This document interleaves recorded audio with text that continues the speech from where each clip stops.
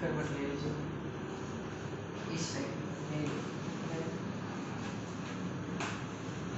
और आगे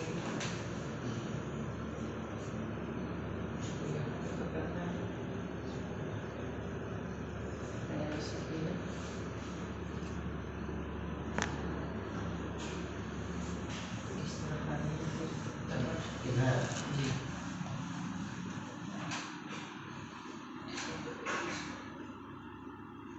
और आगे करवट और अच्छा से सीधे पैर सीधे रखिए दोनों पैर सीधे